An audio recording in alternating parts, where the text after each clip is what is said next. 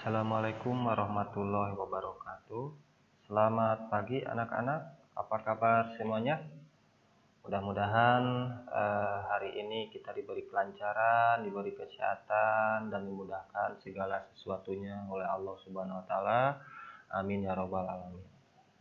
Baik anak-anakku sekalian, kita lanjutkan ya materi selanjutnya masih seputar Pakeman Basa ya. Oke, melanjutkan pertemuan minggu kemarin seputar Pakeman Basa ya. Mungkin kalian sudah tahu apa itu Pakeman Basa ya. Jadi Pakeman Basa ini adalah kata ungkapan ya, atau idiom dalam bahasa Indonesianya. Nah, di bahasa Sunda ada beberapa Pakeman Basa ya, atau ungkapan.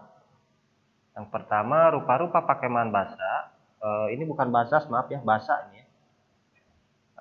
Yang pertama babasan ya.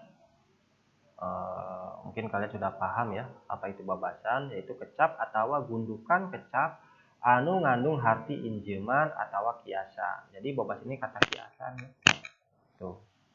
Seperti hampang birit nih contohnya. Hampang birit itu adalah orang yang gampang disuruh ya, atau babari dititah. Babasannya hampang birit. Gede hulu itu sombong. Terus buntut kasiran. Buntut kasiran itu adalah koret atau pelit. Ya, orang pelit. Seperti itu. Oke, lanjut. Terus Pakeman Basa di sini paribasa ya, setelah babasan paribasa di sini. Nah, jadi paribasa ini ya, ungkara, basa, winangun, kalimah, anu ngandung harti babandingan. Minangka siloka lakuning hirup manusia. Biasanya ya paribasa ini sebuah kalimat ya yang mengandung arti, menunjukkan sikap dan ciri orang. Itu paribasa. Misalkan begini ya dalam bahasa Indonesia, mungkin kalian pernah dengar seperti paribasanya begini, kamu itu gak punya pendirian misalkan ya. Kamu itu gak punya pendirian seperti air di daun talas. Nah, ungkapan seperti air di daun talas atau Pakeman Basa air di daun talas ini, itu termasuk ke dalam paribasa. Karena apa? Karena ungkapannya menunjukkan silokaning hirup manusia atau seputar tingkah atau kelakuan orang manusia itu ya. Oke. Contoh di sini seperti adat kakurung ku iga. Ya, tabeat mah hese dipicena atau dirobahna. Jadi adat kakurung ku iga ini kalau diartikan ke dalam bahasa Indonesia ini, jenis paribasa ini adalah jadi adat ya atau karakter ya atau kelakuan yang susah dirubahnya ya, yang susah dirubahnya. Jadi udah adat begitu, udah apa ya, menjadi watak lah begitu ya. Watak yang susah dirubahnya. Itu paribasa adat kakurung ku iga. Terus misalkan di sini ada kata ini ya, anjing ngagonggong kalong. Nah ini paribasa mikahayang nu pamohalan bisa laksana ya. Jadi segala sesuatunya itu dia pingin apa ya, kalau dalam bahasa Indonesia itu pingin dapat begitu ya, segala sesuatunya itu. Jadi segala sesuatunya itu pingin dia dapatkan lah gitu. Ya. Jadi kalau dia belum dapat terus aja dia itu apa ya, dalam bahasanya ininya ya, terus aja ngomel begitu ya. Kalau belum terlaksana ya, kalau belum terlaksana keinginannya itu terus aja dia ngomel ya. Misalkan sama orang tuanya ya, misalkan Pak saya pingin dibeliin ingin dibeliin motor misalkan ya.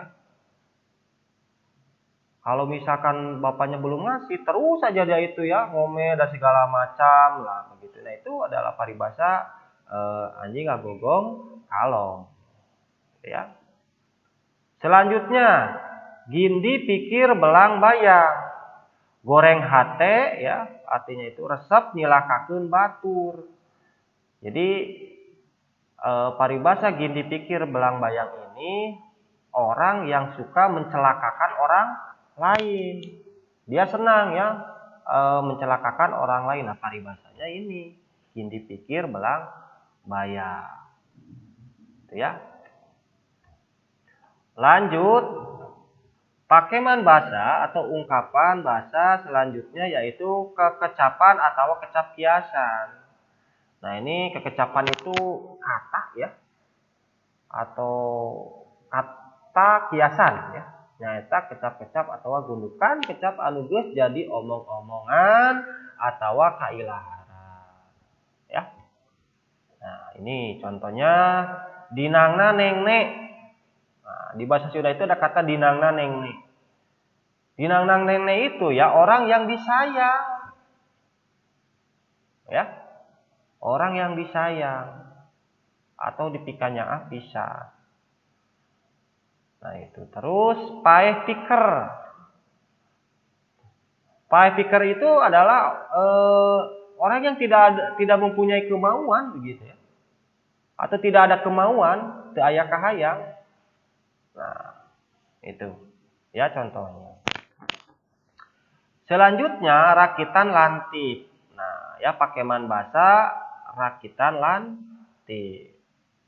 Nyaeta susunan kecap atau ungkara kalimah anu dihartikeun henteu sacerewelna. Ya. Tapi ku kabiasaan make di dasar lantipan. Ya, jadi kata lantipan ini jenis ungkapan ya atau kata ya atau ungkara kalimah ya yang diartikannya henteu asal ngomong begitu, tapi mempunyai makna. Ya. Jadi setiap perkataan itu mempunyai makna. Ya, mempunyai makna. Seperti apa, Pak? Nah, kita lihat di sini. Nyai panggedeankeun kompor. Nyai itu dalam panggilan bahasa Sunda itu ke orang perempuan biasanya ya. Nyai begitu kan, panggilan orang perempuan ke orang perempuan begitu ya. Panggedeankeun kompor. Misalkan dalam bahasa Indonesia begini, kakak tolong kompornya dibesarin. Itu ya. Nyai panggedeankeun kompor. Kakak kompornya dibesarin begitulah ya. Nah, kompornya dibesar itu bukan kompor digedekan, tapi maksudnya ke api. Ya. Maksudnya ke api. Nah, itu yang dimaksud dengan rakitan lantip. Ya. Jadi jenis ungkapan gitu kan. Yang mempunyai makna. Ya, yang mempunyai makna terhadap objek ya yang dimaksud.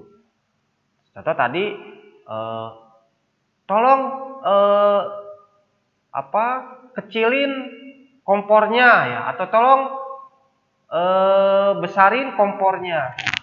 Kata besarin kompornya ini ya, nah ini tadi ya. Bukan kompornya dibesarin, tapi apinya maksudnya ke situ. Nah, itu disebut dengan rakitan lantip. Nah, seperti ini ya. Nyai panggedeankeun kompor.